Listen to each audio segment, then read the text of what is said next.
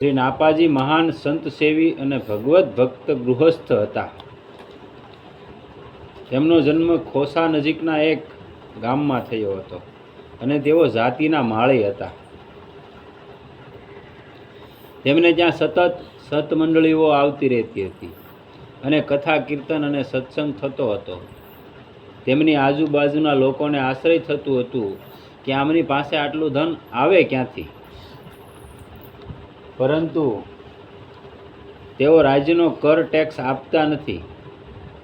તેમણે રાજાને ફરિયાદ કરી અને અવિવેકી રાજાએ અમને કારાગારમાં પૂરી દીધા. આ બાજુ તેમના ઘરે એક દિવસ એક સંત મંડળી આવી.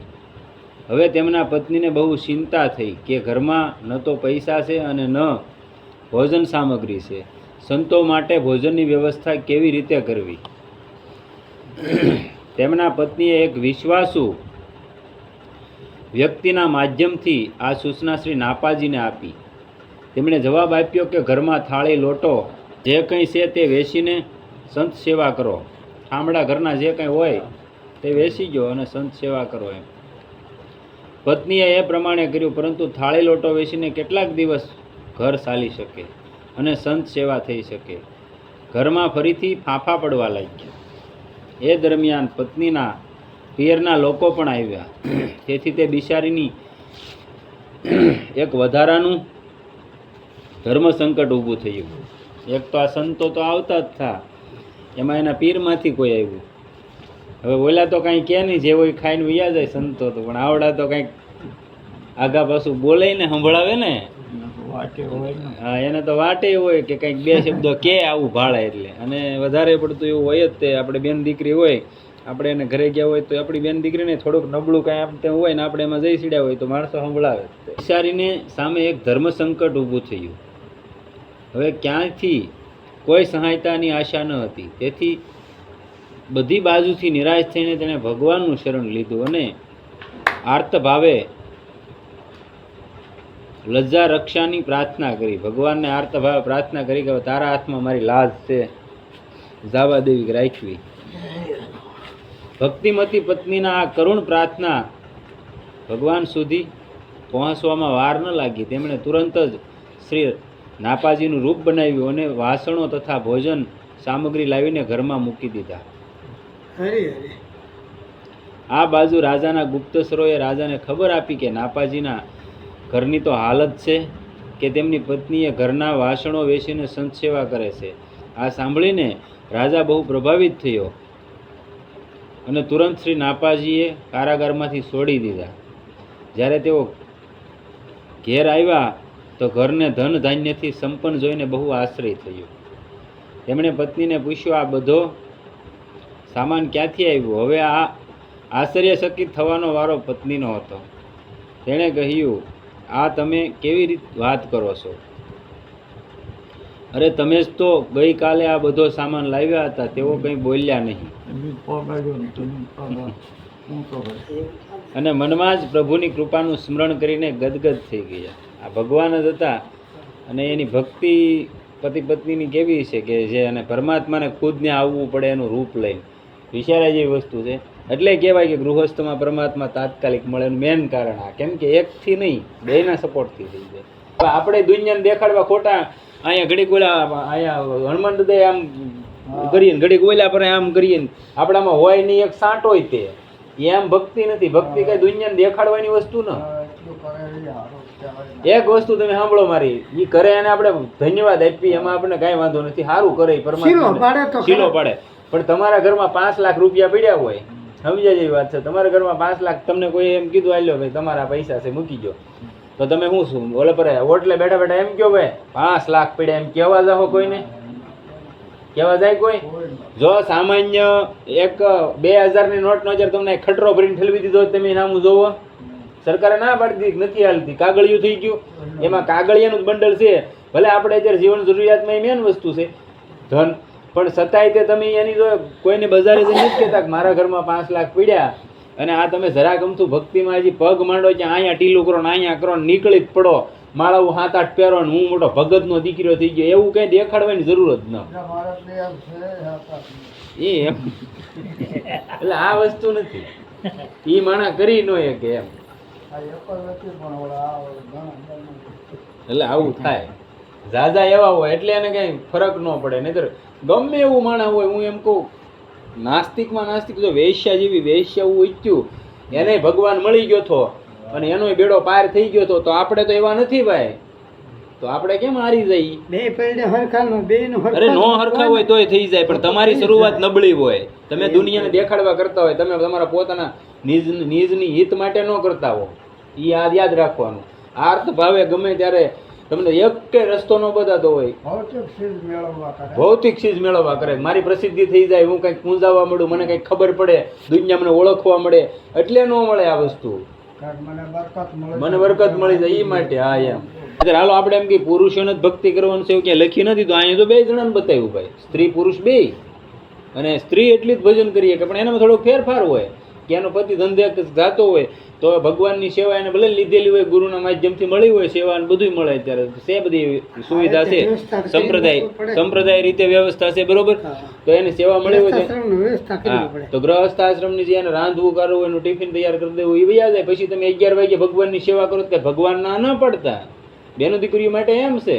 નાપાજી મનમાં જ પ્રભુની કૃપાનું સ્મરણ કરીને ગદગદ થઈ ગયા. અને શ્રી નાપાજી ગૃહસ્થ હતા. આજીવિકા માટે તેઓ ખેતી કરતા હતા અને તેમનો મોટો ભાગનો સમય સંત સેવામાં જ પસાર થતો હતો. જાતના માળી અને એમાંય ખેતી. તેથી ખેતરો સુકાવા લાગ્યા. એક દિવસ રાત્રે તેઓ ખેતીમાં સિંચાઈ કરી રહ્યા હતા, એટલે પાણી વાળી રહ્યા હતા. પરંતુ આખી રાત પરિશ્રમ કરવા છતાં ખેતર હજી સૂકું જ રહી ગયું, બધું પાણી વહી ગયું. બીજા દિવસે તેમણે ખેતરને સૂકું જોયું તો બહુ દુઃખી થયા. તેમના જેવા ભક્તનું દુઃખ ભગવાનથી સહેવાયું નહીં, અને તેઓ તેમના પુત્રના રૂપમાં આવીને બોલ્યા, પિતાજી, તમારે હવે રાત્રે ખેતરમાં સિંચાઈ કરવાની જરૂર નથી. તમે નિશ્ચિત રહો, હું દિવસે જ સિંચાઈ અને ખેતીનું કામ કરીશ. તમે પ્રસન્નતાથી સંત સેવા કરો. પુત્રની આ કર્તવ્ય નિષ્ઠા અને સંત સેવા પ્રત્યે આદરભાવ જોઈને તેમને બહુ પ્રસન્નતા થઈ અને તેઓ નિશ્ચિત થઈને સંત સેવા કરવા લાગ્યા. પહેલાં એનું પોતાનું રૂપ લીધું. આપણે એમ કે આના કાંઈ 1000 વર્ષ ન થઈ ગયા, જે આ કળીકાળમાં થઈ ગયા આ નાપાજી. તે પહેલાં એનું પોતાનું રૂપ લીધું. અત્યારે ખેતર હૂકું રહી ગયું તો એના સંતાનનું રૂપ લીધું. હું નથી કરતા ભક્તો માટે. અને એનો મોજૂદ દાખલો આપણે લોંગડીવાળા ભગત દાદા. આઘું ક્યાં ભગત દાદા છે જ તેને સંતો નહીં, ન્યાય ભગવાન એનું કામ કરી ગયેલો છે ને એમ. એટલે માલ ઢોર ખાતા હોય,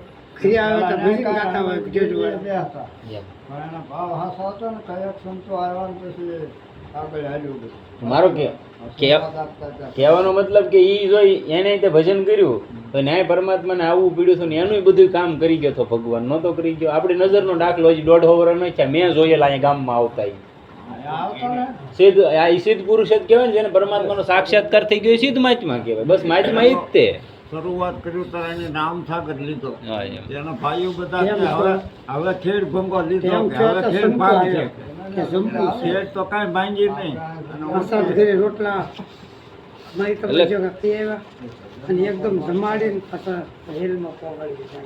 એટલે જાગૃતિ મતલબ માણસની પોતાની જાગૃતિ હોવી જોઈએ. મારો કહેવાનો મતલબ ઈ જ તે. કેમ કે પડસા તો અમુક સમયે દેખાડવા પડે આ દુનિયાને. તમને ન માને ને ત્યારે એ ભગવાન કરે, નહીતર પડસો ક્યારે ન બતાવે. પણ એવું ક્યાંક થતું હોય ભગવાન એ તો કહું નહીં. પણ હા, હું માને નહીં તો શું કરવું? એને પ્રમાણ આપી દે પછી. એટલે હવે એનું તમે ઉદાહરણ લઈને ભજન કરવા મળો તોય તમે પાર પામી જાઓ. પણ આપણે ઉદાહરણ કોઈનું લેતા ને આપણે મનમાની કરીએ જાજી. વાહે રહી ગયા ને વાંધો છે, ઈ જ વાંધો છે, બીજો કઈ વાંધો આપણામાં નથી. મનમાની. આપણે ગુરુએ કીધું, ગુરુ કરવા મહત્વનો નથી, ગુરુએ કીધું એનું પાલન કરવું મહત્વનું છે. ગુરુ કરી તો બધાય લે. હે ભાઈ એને કીધું ભાઈ રામ રામ કરો ને રામ રામ લાગી ગયું એટલે પૂરું થઈ ગયું. પછી અહીંયા કઈ તમને કાનમાં મંત્ર દે, એકાંતમાં જે ને એ બધું કરવું ને એ કોઈ જરૂરત નથી. અનુકરણ કરો તો નહીં એ ગુરુ કામ ના. હું હાલ એનું ઈચ્છું નહીં. તો એની કરતા ઓલા હામાં બેહીને કહી દીધું ભાઈ તમે રામ રામ કરો અને લાગી ગયા તો પૂરું થઈ, બેડો પાર થઈ ગયો. તો ક્યાં ક્યાંય જવાની જરૂર છે? એવું છે આ બધું. આ તો ખાલી કહેવા પૂરતી એમ કે એમ ગુરુ કરી લીધા. અને દુનિયાને બોધ આપવા નીકળી જાય, બાકી કાંઈ છે નહીં. એમ નથી થતું. અને ઓલાને શું હોય, લાલચ હોય. જે ગુરુ હોય એને લાલચ હોય કે આ પાર્ટી છે, અને આમાં રાખો, નકર આપણે આવક ઘટી જાય. એટલે ઓલાને અમે સાદર વિધિ કરી નાખે કે તમે હવે તો રેડી થઈ જાય કે તમારે છેલ્લા થાપવા મળો. એ પછી મૂંડવા મળે, એને ન ખબર હોય હું અજગર થવાનો છે. આવા છે બધા. એક દિવસ તેમણે જોયું કે પુત્ર ઘરે સૂઈ રહ્યો છે. ત્યારે તેમણે વિચાર્યું કે થાકી ગયો છે, તેથી આરામ કરી રહ્યો છે. અને એવું વિચારીને ખેતર પર ગયા. ત્યાં જોયું તો પુત્ર ખેતરમાં સિંચાઈ કરી રહ્યો છે. હા, એક જે એનો તે ઘરે ઉઠતો ને બોલે પાણી વાળે. ભગવાનને તો પાણી વાળવા આવવું પડતું હોય, તેની ભક્તિ શું છે ખાલી એ જ વિચાર કરો. હું એનું ભજન હશે, સમજાય એવો વિષય એ છે ને. એ પતિ પત્ની કેવા નિષ્ઠાવાનું છે, અને હું એની સાધના છે. એમ ખાલી આપણે કલ્પના કરીએ તો આપણે રૂવાડા ખાંડા થઈ જાય. હું એની સાધના છે. અને આપણે બે ઓલા કેમ બોલાવ્યા નો બેઠા નો બને એનું શું કરવું? ઠીક છે હો ભાઈ. તેમણે બહુ આશ્રય થયું. સુપસાપ ઘરે પાછા આવ્યા અને અહીં જોયું તો પુત્ર સૂઈ રહ્યો છે. હવે તો તેઓ સમજી ગયા કે મારા પુત્રનો વેશ ધારણ કરીને સ્વયં પરમપિતા પરમાત્મા જ મારા ખેતરની સંભાળ રાખી રહ્યા છે. હવે આમાં ક્યાં જાતિ ભેદ આવ્યો? આ બહુ બધા જાતિ ભેદના પપુડા વગાડતા હોય, આમાં ક્યાં જાતિ ભેદ આવ્યો? આ માળી છે. માળી ક્યાં ઉચ્ચ કેટેગરીમાં આવે? ઈ તે બીજી કેટેગરીમાં આવે ને. ચોથી ઈ છે જ નહીં. આમાં નથી, ભગવાનમાં નથી. બધી વ્યવહારિક દ્રષ્ટિએ છે. હવે તો તુરંત તેઓ ખેતર પર પહોંચ્યા અને પુત્ર રૂપધારી ભગવાનનો હાથ પકડીને કહેવા લાગ્યા, પ્રભુ, હું આપને ઓળખી ગયો. આપ મારા પુત્ર નથી, સ્વયં ભગવાન છો. પુત્ર રૂપધારી ભગવાને કહ્યું, અરે પિતાજી, આપ આ શું કહી રહ્યા છો? હું તો આપનો પુત્ર છું. પરંતુ જ્યારે તેઓ માન્યા નહીં ત્યારે વિવશ થઈને ભગવાનને પ્રગટ થવું પડ્યું. અને નાપાજીએ કહ્યું, પ્રભુ, આપને આ બધું કરવાની શું જરૂર હતી? પ્રભુએ કહ્યું, નાપાજી, તમે દરરોજ મારી અને મારા ભક્તોની સેવા કરો છો. જો મેં થોડી સહાયતા કરી તો શું થઈ ગયું? એટલે કે ને ગીતામાં કૃષ્ણ ભગવાને કીધેલું છે ને, યોગક્ષેમ વહામ્યમ. અમથું નથી કીધેલું. તું એની તરફ હાલી જા, બાકી તારું બધું પૂરું પાડી દે. અને આ બાને પ્રમાણ છે, પાડે છે. હવે નો વિશ્વાસ કરીએ તો આપણે મૂર્ખ્યા. એવું છે. સંતો તો તુલસીદાસ મહારાજ એને તો આમ કેવું કેવું કીધેલું છે એ કે ભાવે તમે જાણીને ઝેર પીવો તોય મરી જાઓ, અને કોઈ કે ભૂલમાં પીવરાઈ દીધું તોય મરી જ જવાના છો. બરોબર? એમ પરાયણે રામ નામ લ્યો તોય જીવી તમારું કલ્યાણ છે, અને ભાવથી લ્યો તોય તમારું કલ્યાણ છે. પણ તમને રામ માથે જ ભરોસો નથી, તમારા મન માથે મુખ્ય વાત એ છે વિશ્વાસ નથી. બસ. અને જે સમજાવવા વાળા આચાર્યો છે અત્યારે હાલમાં કળીકાળની અંદર, એ બધા શું છે, એ એને પોતાને ન ખબર. જેવા લાટ બધા આચાર્યો આટા મારે, એને પોતાને ન ખબર. એ પોતાની જાતને મોટા ઓલા સમજતા હોય કે મને કંઈક ખબર પડે. હવે એને પોતાને ન ખબર હોય હું મારું શું થવાનું છે. આમ હેરાન થાય. અને ઓલા શેલા હોય એ બાપુને પગ કસરતા હોય, પણ તમે જોવો તો ખરા ક્યાં કસરો એમ. આપણે એ વાત કરીને તો લાગે માણાને કડવી, પણ હકીકત સત્ય આ જ છે. એમ કે નગર જધાઈ જવાનું થાય, બીજું કંઈ ન થાય. આખી જિંદગી વહી જાય અને તોય તમારું કલ્યાણ ન થાય. થાય ખરું? ખાલી એક જ શબ્દ પકડી લીધો પછી આખી જિંદગી ગુરુને નહીં મળવાનું. હું તો એમ કહું, તમને એને કીધું રામ રામ કરો, પછી બસ પૂરું. પછી ક્યાંય ધોડા ધોડી નહીં કરવાની કે ભાઈ મારે અહીંયા જઈ આવવું ને આને મળી લેવું ને આમ કરી નાખવું તેમ કરી નાખવું. કાંઈ નહીં. જે શબ્દ કીધો એ પકડી લે ને ભજન કરવા મળો. એટલે ક્યાં ક્યાં આઘું જવાનું છે. પરમાત્માની કૃપાથી મંત્રને બધું મળી ગયું હોય તો ઉત્તમ છે. કદાચ ન મળ્યું હોય તો તમે મનથી કોઈને માની લો ગુરુ, કે ભાઈ હાલો આ મારા ગુરુ. તમને એને એના શબ્દોને તમને એની વાણી ઉપર વિશ્વાસ બેસતો હોય કે ભાઈ આ મને બરોબર જ સમજાવે છે, મારા પ્રમાણમાં છે, તો તમે એને માનીને ભજન કરવા મળો તો એ તમારું કલ્યાણ થઈ જાય. એમાં ક્યાં કાંઈ પ્રશ્ન આવે. પણ નથી કરવું અને ખોટા બાના કાઢવાને એની માટે બધું છે. અને જે સમજદાર જાજા છે ઈવડાને આવા મળી જાય. એટલે એને તો હું ઓલાને તો આખી લાઈન હોય, આને પછી લાઈન શરૂ કરવાની ધંધાની. એમ હાલે જાજુ. ઓલાને નગર તૂટી જાય હોય એમ હોય. સમજ્યા તમે? એટલે હા એ સાદર વિધિ કરવી પડે, પાંભળી ને બધું આવે. ભગવાન કે મેં થોડી સહાયતા કરી તો શું થઈ ગયું? અરે હું તો તમારા દ્વારા કરેલી સેવાનું વ્યાજ પણ ચૂકવી શક્યો નથી. નાપાજીને ભગવાન કહે છે તમે જે સેવા કરીને એનું વ્યાજે હું તમને આપી નહીં કે મેં થોડીક સેવા કરી શું થઈ ગયું? ભક્તવત્સલ પ્રભુની વાત સાંભળીને તેમના પ્રેમાશ્રુ સલકાઈ આવ્યા અને હૃદય પરમાનંદથી ગદગદ થઈ ગયું. આવા ભક્ત અને સંત સેવી હતા નાપાજી. એટલું જ નહીં, બહુ ઉદાર, દાની અને પરોપકારી પણ હતા. તેઓ એક દિવસ તેમના દ્વાર પર એક અતિથિ આવ્યા અને તેમણે પત્નીને કહ્યું કે અતિથિ માટે કંઈ ભોજનની વ્યવસ્થા કરો. પત્નીએ કહ્યું, સ્વામી, માત્ર એક રોટલી જ છે જે મેં બાળક માટે રાખી છે. આપણે તો ઉપવાસ જ કરવો પડશે. આવી સ્થિતિમાં અતિથિ માટે વ્યવસ્થા કઈ રીતે કરવું? ઘરમાં અન્નનો એક દાણો પણ નથી કે ન પાસે પૈસા છે. નાપાજીએ કહ્યું, દેવી, બાળકની રોટલીમાંથી અડધી રોટલી અતિથિને આપી દો. આમ કરવાથી બાળકના પ્રાણ બચી જશે અને અતિથિ ઘરેથી ભૂખ્યો નહીં જાય. આવા પરોપકારી સંત હતા નાપાજી. બે વાત રહી ગઈ. બાળકનું પ્રાણની રક્ષા થઈ જાય, અડધી રોટલી એમાંથી આપી ગઈ. એ તો બે ઉપવાસ જ કર્યો હતો, પણ અતિથિ ભૂખ્યો ન જવા જોઈએ. જેનો આવો ભાવ હોય એનું કામ, અને એ નીકળી જાય.